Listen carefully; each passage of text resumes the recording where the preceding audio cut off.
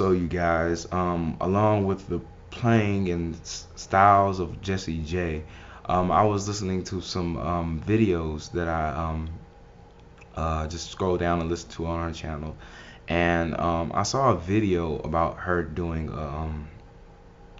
a concert somewhere, and long story short, she was in someplace playing a Selma saxophone, and it was her first time playing the saxophone because they only made a couple of them, or a few of them in comparison to how many Selmas they make of a model. But she had ended up playing a different mouthpiece, a Selma soloist mouthpiece, and she's saying that she liked it.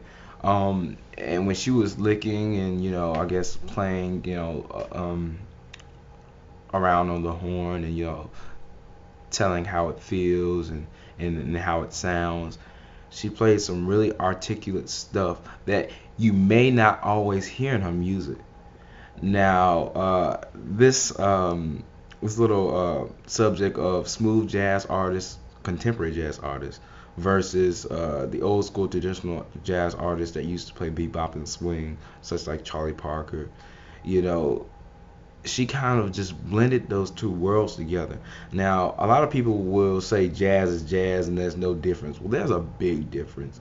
A lot of people who haven't, listened to jazz or studied jazz, will say Charlie Parker is the same saxophone player as a modern saxophone player, and it's really not the same. As jazz progressed over time, there were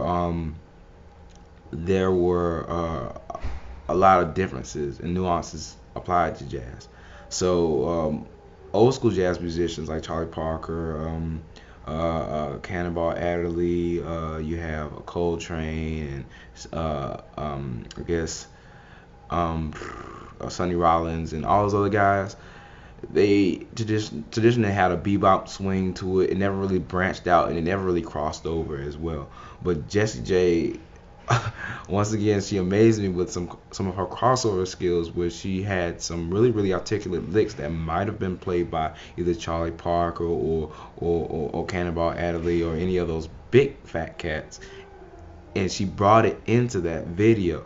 Now, when you hear her smooth jazz, playing of today, you might hear something, small or smoother or easier to understand.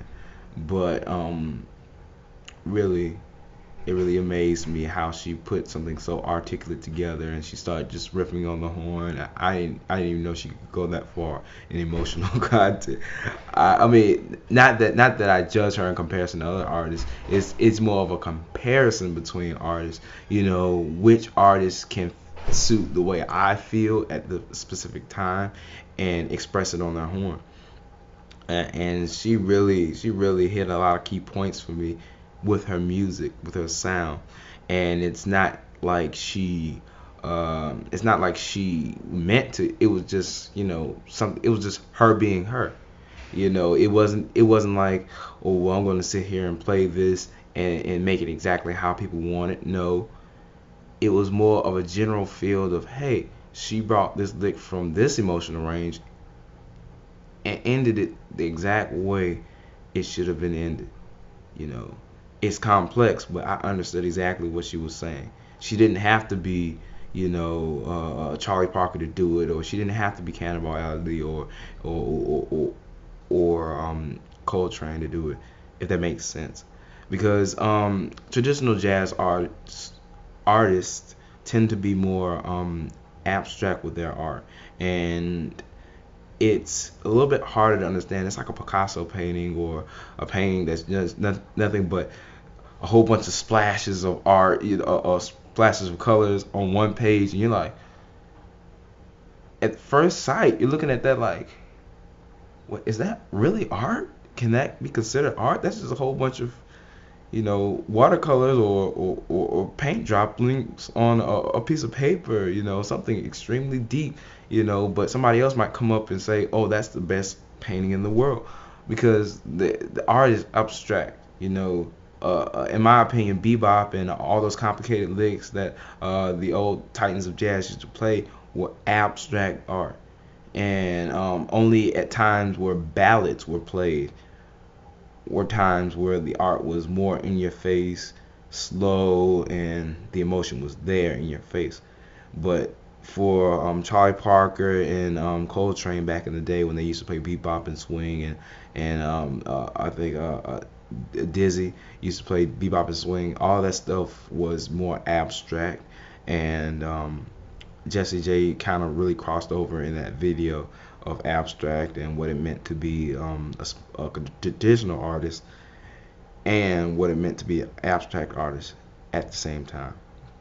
Uh, but along the lines of modern jazz art, a lot of people still, hang on to the old ways of Charlie Parker, and because you have to. Those guys are what made jazz what it is today. They may have not played jazz how it sounds today, but if you really, really listen to some of these artists, you can just hear it in their sound. Some people have more fat, jazzy sounds that came from like Cannonball Adderley and all those titans. But and some people like the brighter sounds that came from King Curtis. King Curtis was an altissimo type of guy. It was a tenor player, and people try to mimic that, and yeah. So if you're comparing traditional jazz artists to modern jazz artists, you have to really, really have an abstract mind, and you got to be able to cross over like Jessie J did in her video. And if you can really, really hear that, you can really, really hear how good of an artist she is. So, guys, don't think just because Jessie J might play some smooth jazz that she can't be an articulate, abstract jazz player like the traditional jazz cats of the past, like Cannonball Adderley and Coltrane. But yeah, so that was just to add on to the Jessie J video, because I forgot to mention this because it really, really stuck out in my mind, and I don't want to rag on to you guys, but Jessie J is just that good of an artist, and I'm still shell shocked from the sending of the CD and the seeing of my videos, and I just wanted to let her know that people do listen and people do care, no matter what race.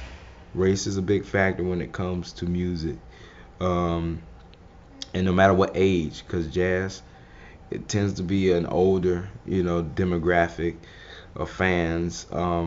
So I'm a little bit younger. So yeah, but this is another Project Sax episode dedicated to Jessie J, and I'm going to be getting on with some more episodes, and hope you guys are tuning in. All right, bye.